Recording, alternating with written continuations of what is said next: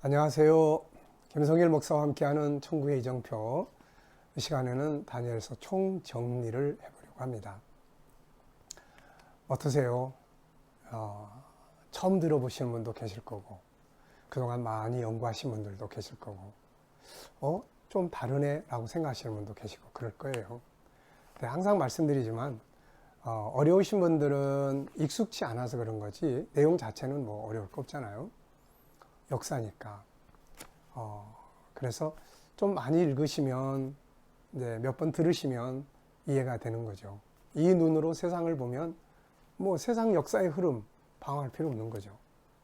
또 공부 열심히 하시는 분들 중에는 조금 이렇게 견해를 다르게 하신 분들도 계실 수 있습니다.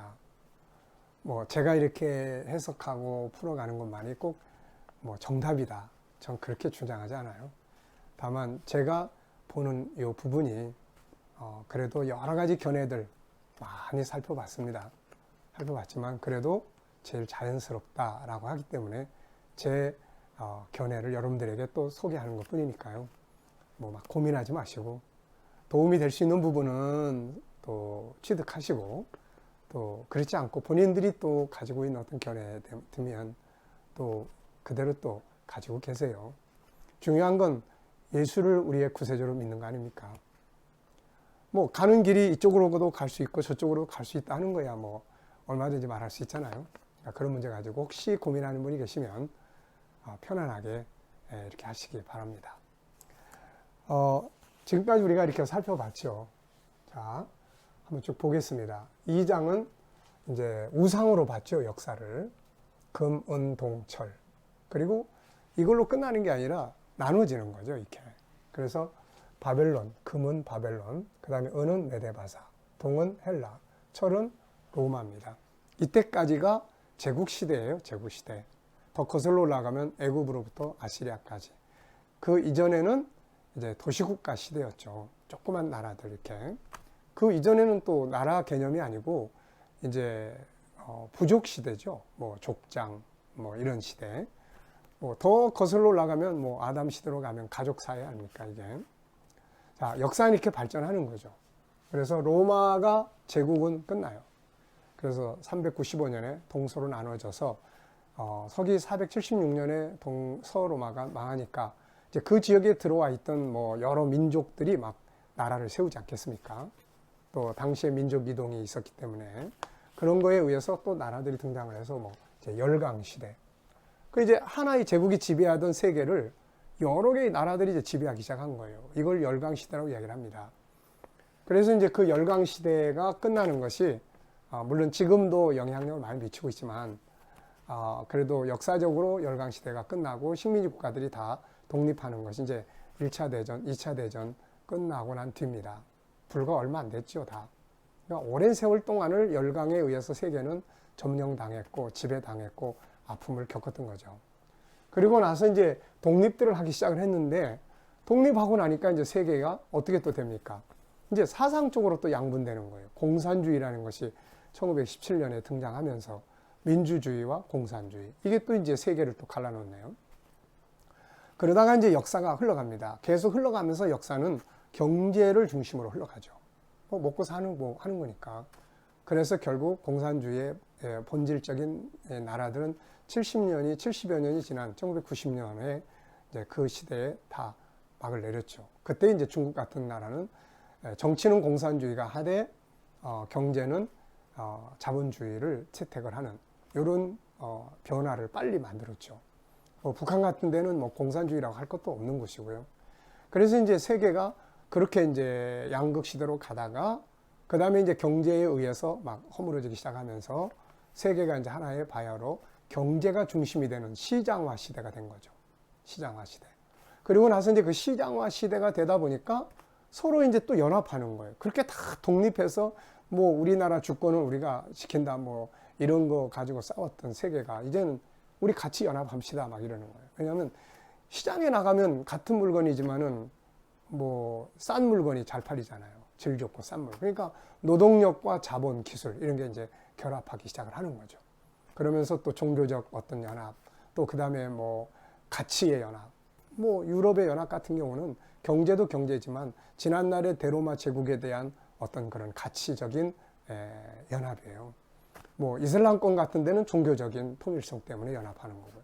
또 뭐 동남아 연합이다, 뭐 나프타다, 뭐 이렇게 세 개가 이제 연합을 하는 거예요. 연합을 하는 가운데서 이제 이렇게 여러 나라들이 등장을 한 겁니다. 그래서 이 다니엘서 2장은 발가락 시대.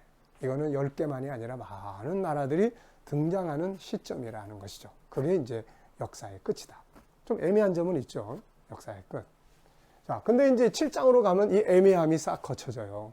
애매함. 그래서 다니엘서는 이렇게 점차적으로 발전해 가고 있는 것을 보여줄 수가 있어요. 그래서 10장, 11장, 12장 종합판이라고 이야기를 했죠.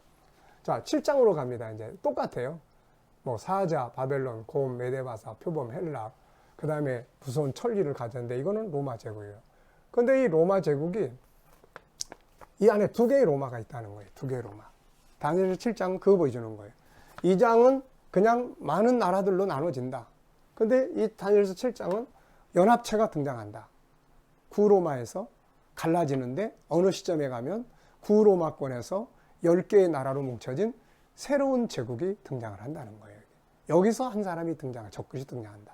그러니까 이거보다는 이게 훨씬 더 쉽게 세상을 볼 수 있는 거잖아요. 그럼 우리 역사 속에 구로마 제국, 이것을 오늘날의 유럽이라고 이야기를 합니다. 유럽은 구로마 제국이에요. 그 구로마 제국권 내에서 일어난 연합운동, 유럽 연합운동. 그래서 이걸 우리가 관심 있게 지켜보는 겁니다.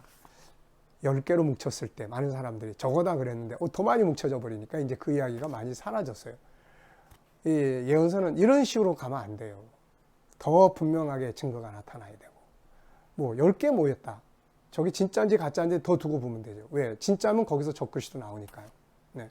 그래서 차분하게 보면서 지켜보면 되는 거예요. 막 성급하게 막 거기에 막 목을 매가지고 그럴 필요 없습니다. 그러다 보면 극단주의적인 것이 막 나오는 거죠, 이게. 자, 그래서 그러면 이게 언제냐? 여기서 이제 우리가 참고할 거는 2차 대전 이후에 구로마 제국권 내에서 연합체가 등장을 했네. 그 지역에 있던 나라들이 다 뭉치네.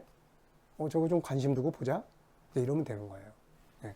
자, 그리고 이제 8장으로 가면은 구약의 마지막 때 이야기죠. 그래서 바벨론 지나고 마데바사 지나고 헬라 지나고 나서 그 제국이 넷으로 나눠지고 여기서 이제 북쪽 시리아에서 적그리스도 나타나고 성전 더럽히고 할 때 로마 제국이 이제 등장을 해서 그 나눠진 지역들을 다 이제 집어삼키죠. 그때 이제 예수님이 오신 거예요. 그래서 구약의 마지막 때 세상이 넷으로 나눠지고 적그리스도 나타나고 성전 더럽히고 예수님 출입한다. 요 원리를 보여주는 거예요, 이게.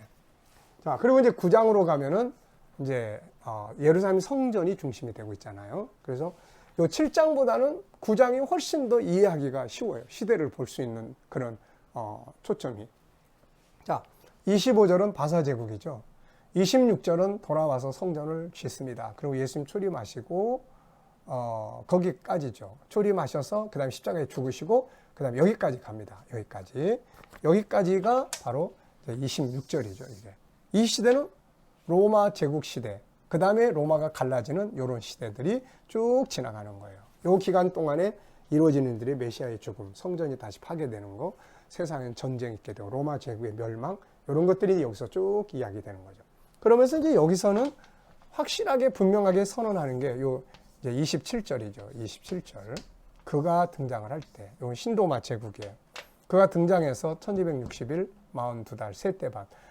우리가 지난 시간에 살펴봤듯이, 그 전 시간에 살펴봤듯이 언제 역사의 끝입니까? 여기 역사의 끝이에요. 그러니까 그가 등장을 하면, 10개의 나라가 등장을 하면, 이제 뭐가 되네? 이렇게 되면. 이 사람이 딱 등장을 하면, 이제 때가 됐네. 이렇게 보시면 되는 거예요. 네. 다만, 이제 이것이 이렇게 등장을 해서 이렇게 일의 절반, 전 3년 반, 후 3년 반 동안 이렇게 이제 진행을 합니다. 자, 훨씬 더 이제, 그러면 이제 요 기간 동안에 예루살렘 성전, 여기서는 건축하고, 여기서는 허물어지고, 여기서 다시 성전이 건축되는데, 성전이 건축을 되려면 일단 뭐부터 이루어져야 돼요? 성전 건축할 백성, 이스라엘 민족이 그 땅으로 돌아와야 되겠죠. 그 땅으로. 그래서 지금 우리가 볼 수 있는 것은 성전 건축을 보는 게 아니고 뭘 보고 있어요?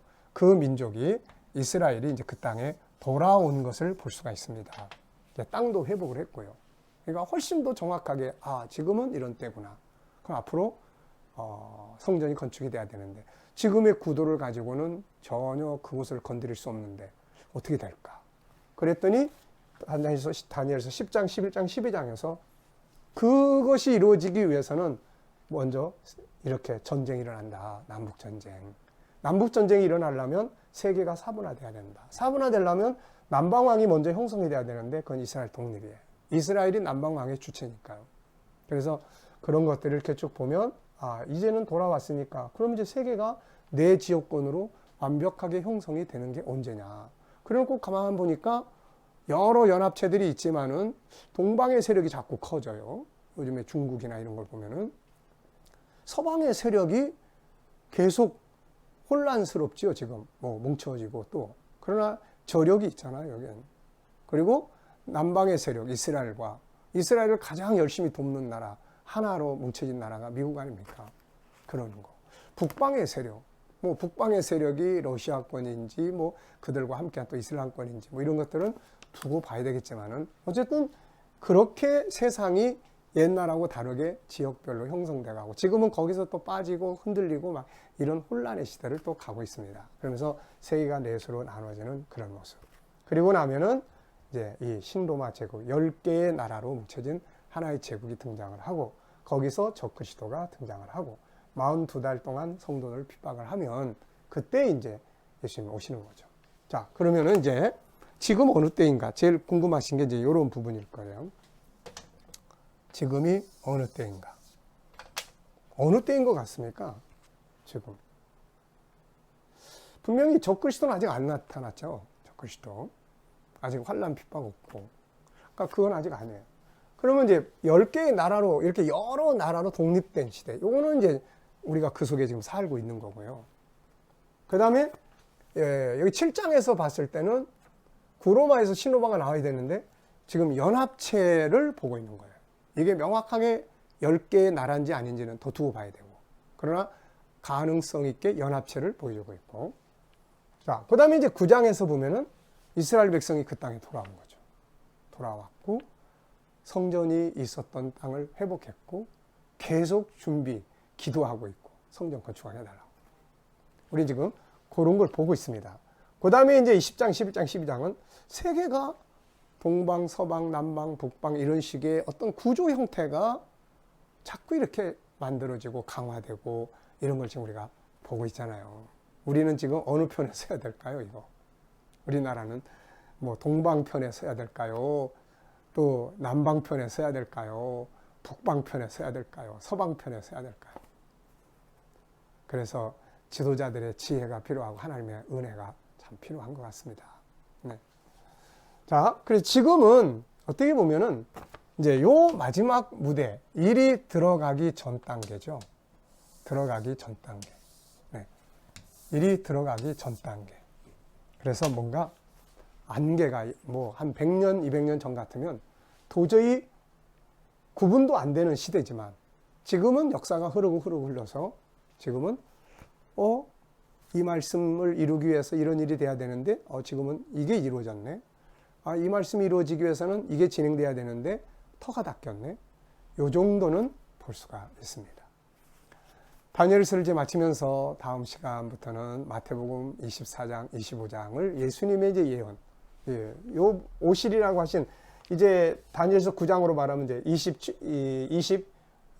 26절의 시대를 우리가 이제 들어가 보는 거죠. 계속 말씀드리지만 너무 막 성급하지 마시고 몰라도 안 되고 성경을 더 깊이 세밀하게 살펴보면서 시대의 흐름을 보면 다 보면 알게 되는 거예요. 두고 보면 안다. 그래서 이런 것들이 이렇게 분명하게 탁탁탁 나타나면 알 수 있잖아요. 그래서 조급하게 하지 마시고 오늘에 충실하면서 다가올 내일 그렇게만 막 멀지는 않았으니까요. 그 속에서 다만 멀지 않았다 그러니까 어떤 분들은 그럼 내년이에요? 아니 그러면 2030년 되면 오시는 거예요? 이러는데 이게 그렇게 조급증을 내면 안 됩니다. 우리가 시골길을 가다 보면 운전하고 가다 보면 창문 열고 물어보잖아요. 여기 찾아가는데 어디쯤 가야 돼요? 저기에 다 왔어요. 그러면 심리야. 예. 하나님의 시간표와 우리의 시간표는 다르죠. 네. 그래서 어떤 분들은 뭐 예수님이 말씀하신 지가 벌써 2000년이 지나갔는데, 베드로서 3장을 보면 베드로 사도가 하나님께는 천년이 하루 같고 하루가 천년 같다고 그랬으니까 그 시간표대로 하면 이틀 지나는 거죠. 뭐 이렇게 이제 우리가 급할 필요 뭐 있습니까? 중요한 거는 개인적으로도 오늘 주님이 오실 수 있는 거죠. 나를 데리러. 그게 제일 중요한 거예요. 내가 그분 앞에 섰을 때, 그분을 만났을 때 어떤 모습으로 설 수 있을 거냐. 이게 이제 하루하루 자꾸 쌓여지면 그날이 오는 거죠. 그러나 옛날처럼 막 엄청난 몇천 년, 몇백 년씩 시간이 흘러가면서 역사가 바뀌는 시대가 아니잖아요. 지금 금방금방 바뀝니다. 그래서 너무 조급하게 생각하지 마시고 오늘에 충실하면서 그날에 대비하고, 그러면서도 자손들에게 이런 복음을 잘 가르쳐 전달해 주는 게 제일 중요하고, 무엇보다도 목적지, 이게 제일 중요해요. 항상 여기에 대한 소망을 갖고 살아가야 될 줄 믿습니다. 다니엘서 공부하시느라고 수고들 많이 하셨고요. 우리 마태복음 24장, 25장에서도 함께 이제 여행할 수 있기 바랍니다. 여기서는 굉장히 쉬워질 거예요. 왜냐하면 그 내용이 다 다니엘 속에 있는 이야기들이기 때문에. 자, 오늘 말씀 여기서 마치겠습니다. 감사합니다.